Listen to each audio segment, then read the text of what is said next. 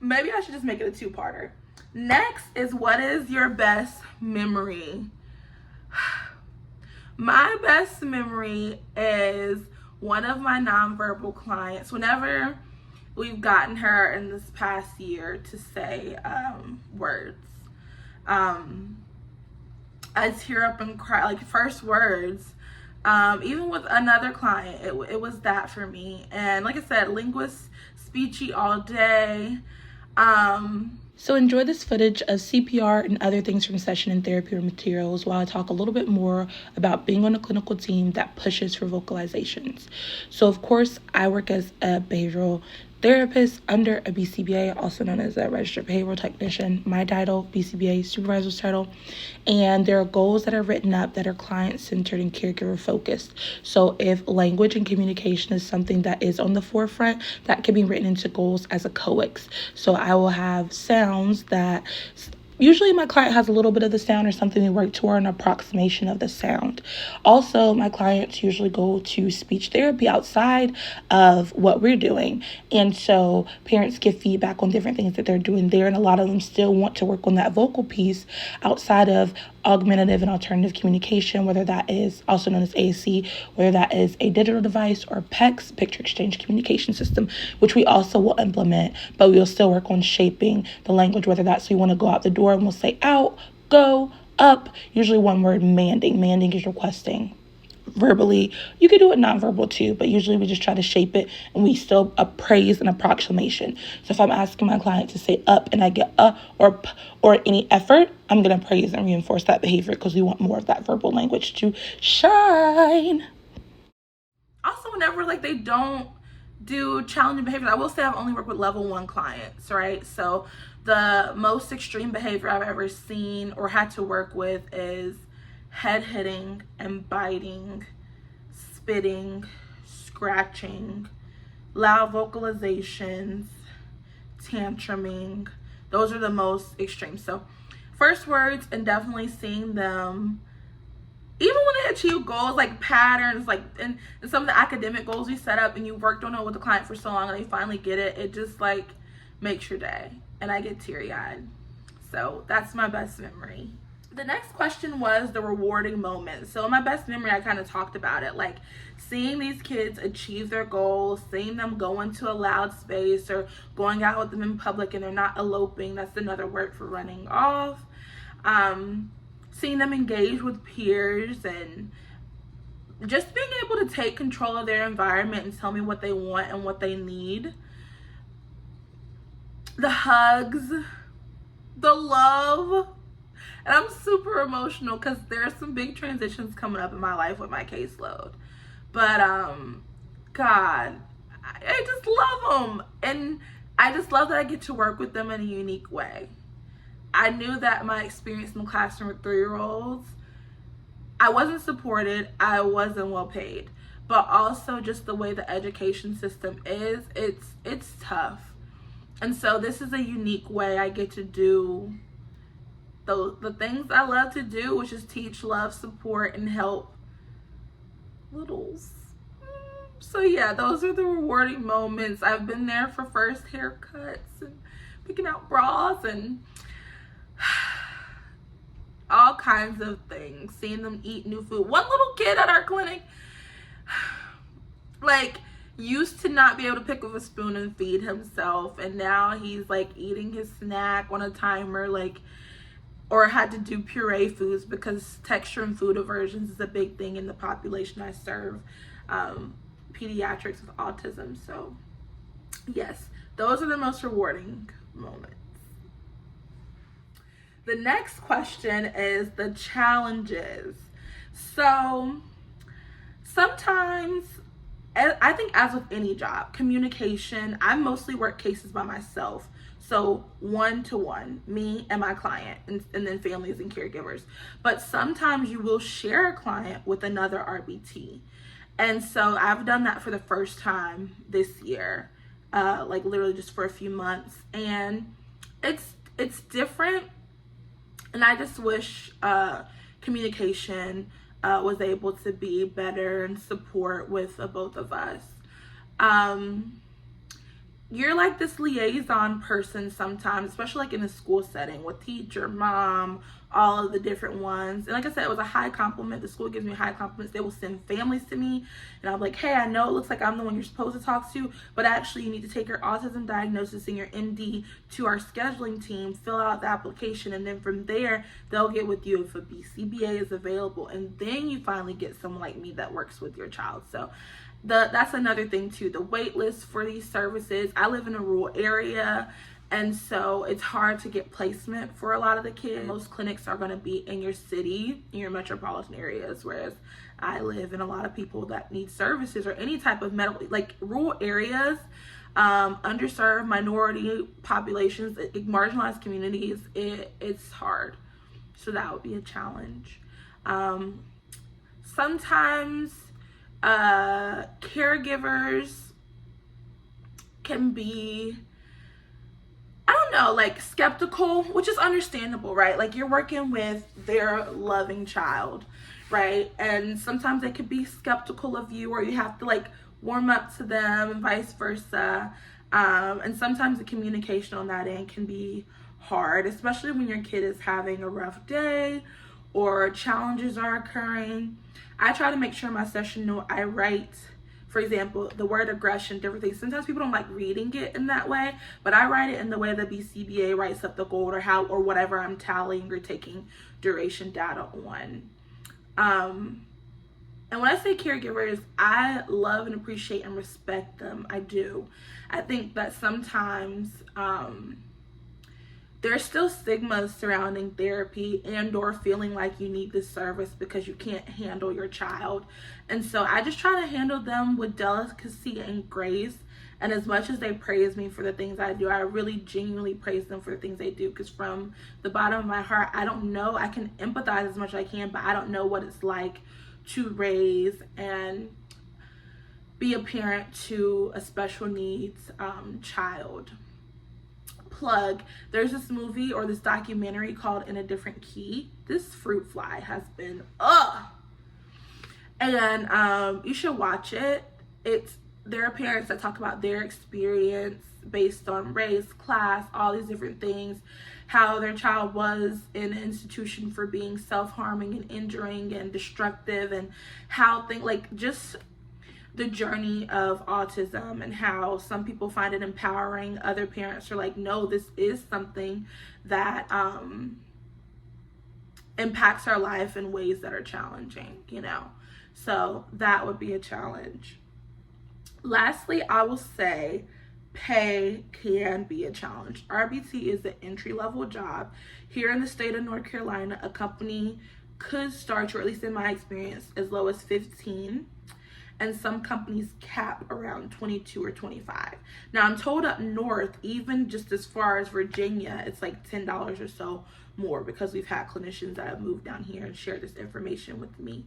So it is hard with that rate, the hours that clients are available, or how your caseload is filled up or not, because I've never worked 40 hours at ABA. I've worked max 35 and maybe done some admin stuff. So I still work 2 jobs, and yeah, in this economy, it's tough. Is pay, and I talked about that a little bit in the challenges section, but I want to talk a little bit more about it. We have evals that we go through, and so every year, you and your supervisor get together and you all talk about the ways you can improve, what you're doing well on, and there's this beautiful graph and things, and then you see, you know, your promotion. And so they do have levels, so you might hear it called RBT 1, 2, and 3. Ours is like RBT/BT experienced senior lead, something like that. So I rank in experience right now, and I just made that face because my graph, a lot of my data is in senior, and even one is in lead, over half of it. So I was happy, you know, I got promoted, but I definitely feel like, and it's all companies and all jobs, I feel like sometimes the entry level or the lower level person isn't necessarily compensated as frequently or in what they deserve in comparison to when you look up at your higher ups. About a week later, it's going on nighttime, it's editing day, but I want to say a little bit more about this pay piece. So yeah, like there were 16 categories. Tries again. There were 16 categories and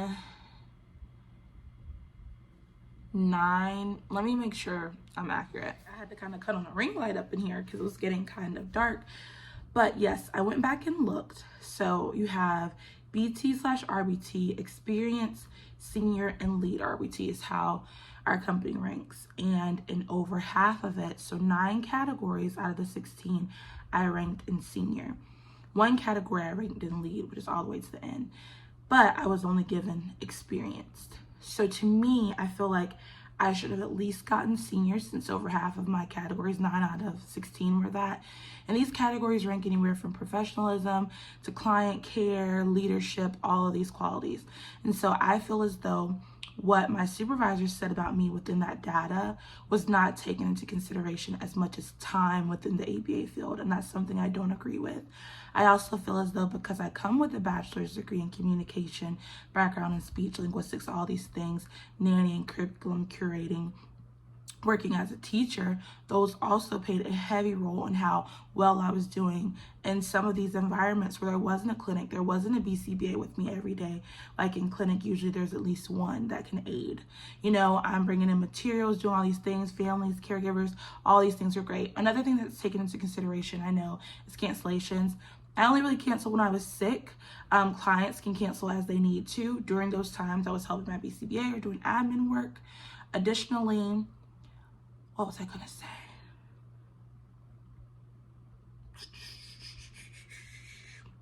Conversion times were also taken into account, which I had like an 80 something. So I'm looking forward to this next eval. In my self eval, I really advocated for myself. I think that's a good tip for anything in life. Advocate for what you feel like you deserve. The worst they can tell you is no.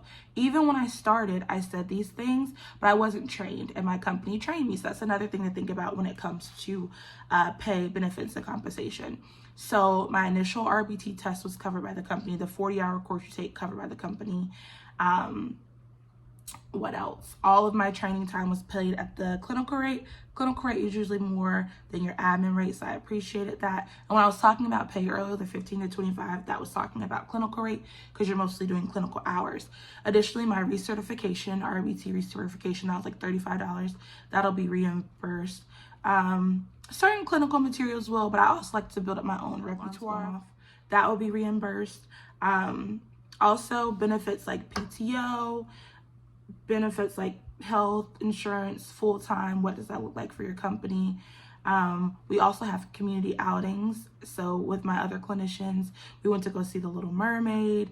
Each quarter we have different things, lunches are bought, things of that nature. We did bingo one day. I won an Amazon gift card. So you have to think about all of those things. That's what I was saying earlier. Higher pay doesn't equate to a better environment. They have a student program that I'm going to be in starting next week when I start. So when I recorded earlier, it was 2 weeks. Now it's a week till classes for me. Wild. But I'm in the student program, so that's helpful with me accruing hours. Also, when I take the BCBA exam, that'll be covered by my company. And I'm told that, you know, you pass the first time they cover it. The next few times, if you have to do that route, then you'll be paying for it yourself. So those are benefits and things in a way, too, that goes along with pay and like the bare bones of it. Because at the end of the day, we love it. It's our passion. But it's also the way that we fund our lifestyle, housing, kids, if you have them, all those things. So, yeah. This is how I live, just me as a single person working in ABA. I still work 2 jobs to afford things. That'll be changing soon, though, as I embark on going back to school. This is the real life. This is reality. I hear my air fryer going in the back. It's almost dinner time for me, but I want to talk on one more thing. Cancellation pay and cancellation policies are another benefit that you can look into. Sometimes it depends on who did the cancellation, so whether it was you or the client, and how long, 24, 48 hours, if it's paid out at the clinical rate, if you have to go in and do admin things, if you need to use PTO. So that's something that you want to talk about with a company that you may be already working with, the company you're going to, or something to consider if you're looking for a job in this field. But I really enjoy it, all things considered.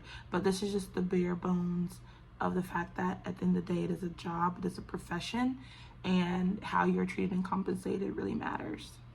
Pretty much on drive time, but I feel like that's kind of self-explanatory.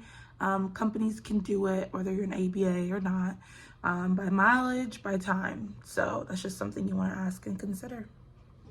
However, I was going to say something. I don't know. I can't remember what I was going to say. I was gonna say, I think. However, I do like the company I work for and the environment and everything is really great. I am going to school to be a BCBA. In 2 weeks I start. So that looks like attaining a master's, completing so many thousands of direct and indirect supervision hours of the BCBA and with clients, and then taking another standardized test, and then I'll be able to be a BCBA. So that's the next step up from this level. And then as a BCBA, you could be a clinical director, or you can do all kinds of different cool analytic things, as I kind of talked about earlier in the video. So maybe I was just saying, like, it's just one of those things. More money doesn't always mean a better environment or a better like work culture.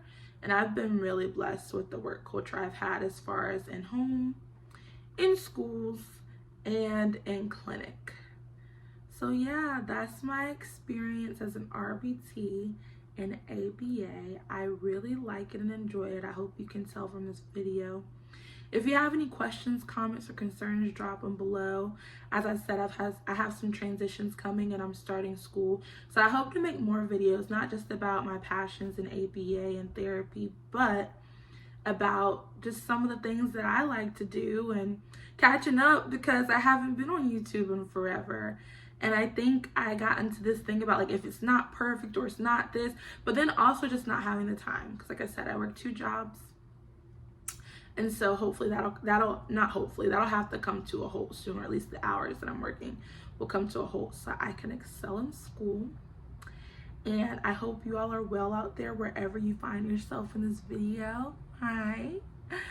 And until next time, which I hope my next video is talking about how I chose the school I'm going to, and or what I'm into these days and how life has been. We'll see whichever one I feel like, because I'm learning to preserve me, and I'm learning and I think this job has really helped me. I've been the most consistent I have in the gym. I'm learning, like I used to take social media breaks, but learning how to say no, learning how to schedule and block things out and prioritize things and prioritize me. So I hope this video finds you well, and until next time, bye.